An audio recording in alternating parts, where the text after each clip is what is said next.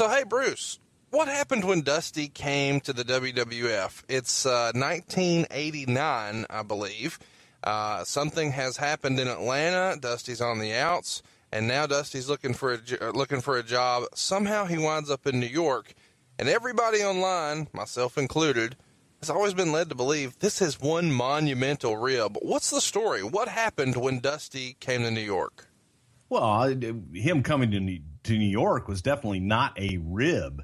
I mean, Dusty coming in, when you go way back, all right, and you talk about when Vince first started his expansion, pre-Hulk Hogan, when Vince has this idea of what he wants to do, and he wants to have this mega superstar, this mega champion, this mega draw. Before Hulk Hogan, that guy was Dusty Rhodes. And they had brought Dusty into Madison Square Garden. He worked a few garden shots, did very well, worked with Superstar, did some different things.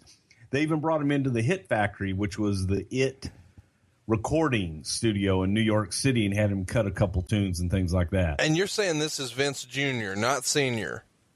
Yeah, well, there is no Vince Jr. You this know what Vincent I mean. Kennedy McMahon, yes. Oh, my gosh. Okay, so... Junior.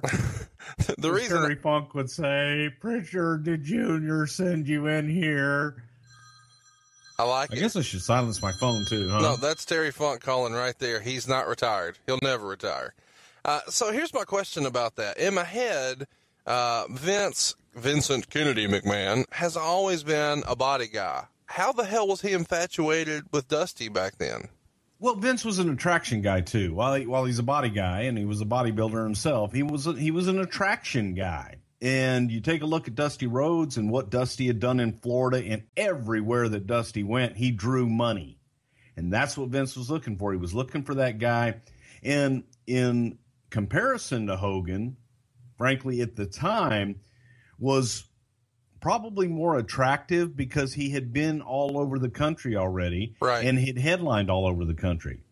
So when Dusty came up, they were going to do the whole thing, and I think at the time, Dusty's ego was maybe not quite in check so much that Dream saw himself even bigger than Vince saw him, and the deal kind of fell through. And then, of course, Rocky III happened, Hulk Hogan's on the scene, and the rest is history. So you're saying this would have been like 83? It was early, yeah, 82, 83. So at the time, Dusty's probably based out of Florida and probably helping book the territory. Am I wrong on that? Yeah, I want to say Dusty was in Florida or Atlanta, and he was in the South, and he was a dream, man. Dusty drew big money all over the country. You could bring Dusty into Texas, brought Dusty into Florida, the Mid-Atlantic, St. Louis, wherever Dusty went, he normally worked on top and drew money. So that was attractive to Vince, and he drew money in the Garden. So he was a proven commodity.